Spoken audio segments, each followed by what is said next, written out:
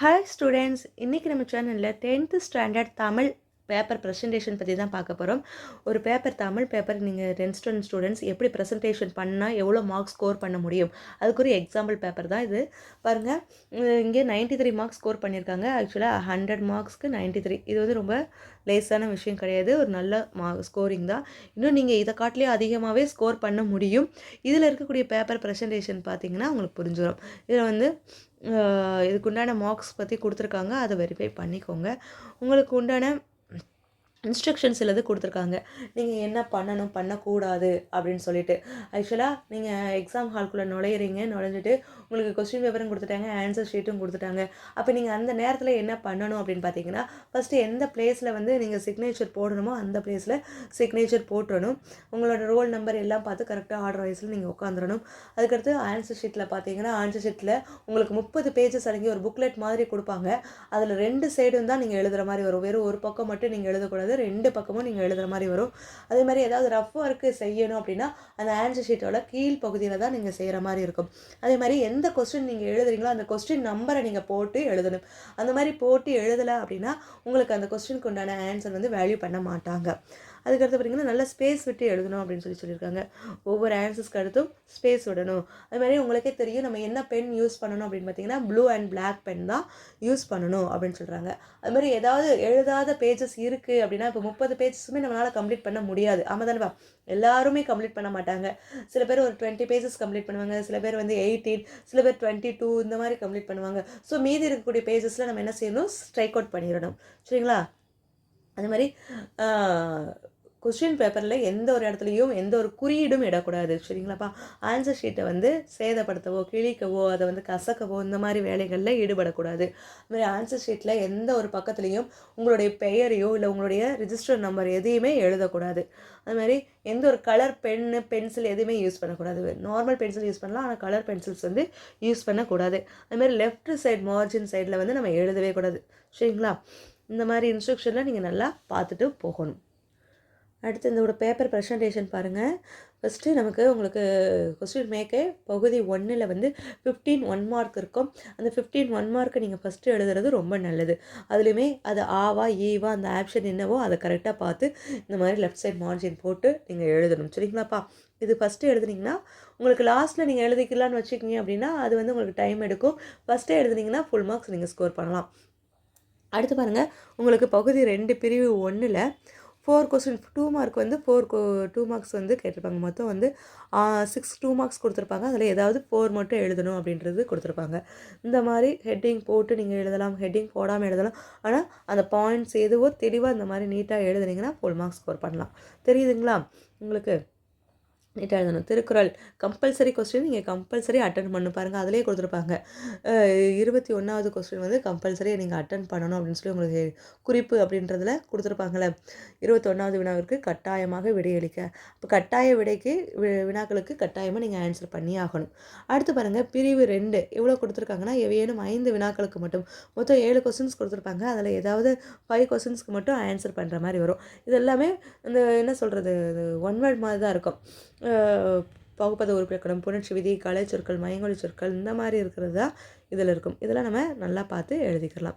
அடுத்து பார்த்திங்கன்னா பகுதி 3 பிரிவு 1 இது வந்து 3 மார்க் கொஸ்டின். 3 மார்க்கில் ஏதாவது 2 கொஸ்டின்ஸ்க்கு மட்டும் ஆன்சர் பண்ணுற மாதிரி கேட்டிருக்காங்க. ஃபஸ்ட்டு மொத்தம் 3 கொஸ்டின்ஸ் கொடுத்துருப்பாங்க. அதில் ஏதாவது 2 இதுக்கு மட்டும் ஆன்சர் பண்ணணும். பார்த்தீங்களா? அதுக்கடுத்து பார்த்திங்கன்னா பிரிவு 2 அதுலேயோ அதுவுமே 3 மார்க் கொஸ்டின்ஸ் தான். இதில் வந்து 34வது கேள்விக்கு வந்து கட்டாய வினா அப்படின்னு சொல்லி கொடுத்துருக்காங்க. இப்போ 34வது கொஸ்டின் இந்த மாதிரி நம்பர் போட்டு கட்டாயமாக எழுதணும். ஏன்னா இது வந்து மனப்பாட பகுதி. ஸோ மனப்பாட பகுதியெல்லாம் கட்டாய வினான்னு சொல்லி கொடுத்துருவாங்க. ஸோ அதை இந்த மாதிரி நீங்கள் எழுதிடணும். சரிங்களாப்பா? அடுத்து பாருங்கள், பிரிவு 3 பிரிவு 3ல் நமக்கு என்ன கொடுத்துருக்காங்கன்னா இதுவும் 3 மார்க் கொஸ்டின்ஸ், இதுவும் 3 கொடுத்து ஏதாவது 2 கொஸ்டின்ஸ்க்கு மட்டும் ஆன்சர் பண்ணுற மாதிரி கேட்டிருக்காங்க. ஸோ அதை இந்த மாதிரி எழுதியிருக்கோங்க. இந்த அழகீட்டு வாய்ப்பாடெல்லாம் பார்த்தீங்கன்னா இந்த டேபிள் கால் மாதிரி போட்டு அதை நீட்டாக சீர்பிடிச்சு நீங்கள் காமிச்சு அதுக்குண்டான வாய்ப்பாடுகளை இந்த மாதிரி எழுதி பார்த்துக்கோங்க. அடுத்து பாருங்கள், பகுதி பகுதி 4 வந்து நமக்கு 5 மார்க் கொஸ்டின்ஸ் கொடுத்துருக்காங்க. இந்த 5 மார்க் கொஸ்டின்ஸ் எல்லாமே அல்லது டைப்பில் கொடுத்துருப்பாங்க. அல்லது டைப் அப்படின்னா இப்போ 38வது கொஸ்டினில் ஆ ஒரு கொஸ்டின் இருக்கும், அதே 38ல் ஆவண்ணா ஒரு கொஸ்டின் இருக்கும். நீங்கள் ஆ சூஸ் பண்ணுறீங்களா இல்லை ஆவண்ணா சூஸ் பண்ணுறீங்களான்ட்டு அதை இந்த இடத்துல நீங்கள் எழுதணும். 38ன்னு போட்டுட்டு அதுக்கு உண்டானதை இங்கே எடுத்து மார்க் பண்ணி காமிக்கணும். அது மாதிரி அது ஹெட்டிங் போட்டு அதை நீட்டாக எழுதி பழகணும். அது மாதிரி தான் 39வது கொஸ்டின் வாழ்த்து மாடல்லாம் யாருக்கு இந்த மாதிரி அட்ரஸ்லாம் எங்கெங்கே எழுதணும், என்னென்னது எங்கெங்கே வரணுமோ அது அந்தந்த பிளேஸில் வரணும். இப்படிக்கு உன் அன்புள்ள நண்பன் இந்த மாதிரி எழுதிடணும். சரிங்களாப்பா? அது மாதிரி உரைமேல் முகவரின்னு போட்டு இங்கே ஒரு பாக்ஸ் மாதிரி போட்டு எழுதி காமிச்சிடணும். அதுக்கடுத்து பாருங்கள், இங்கேயும் என்ன கேட்டிருக்காங்கன்னா இப்போ ஒரு காட்சியை கண்டு கவினுரை எழுதுக அப்படின்னா அந்த மாதிரி நீங்கள் இங்கே இருந்ததை எழுதிடணும். அடுத்து பாருங்கள், இது வந்து உறுப்பினர் சேர்க்கை விண்ணப்ப படிவம். உங்களுக்கு விண்ணப்ப படிவம் கையில் கொடுத்துருந்தாங்கன்னா அந்த படிவத்தில் நீங்கள் ஃபில்லப் பண்ணிக்கலாம். சப்போஸ் இல்லை அப்படின்னா நீங்கள் இந்த மாதிரி ஃபில்லப் பண்ணிக்கலாம். சரிங்களாப்பா? அடுத்து பாருங்கள், மொழிபெயர்ப்புன்னு சொல்லி கேட்டிருக்காங்களா, அதையும் நீட்டாக எழுதி அது யார் சொன்னதோ எழுதிடணும். அடுத்து பகுதி 5 வந்து உங்களுக்கு 8 மார்க் கொஸ்டின்ஸ். 8 மார்க் கொஸ்டின்ஸ் வந்து அல்லது டைப்பில் தான் கொடுத்துருப்பாங்க.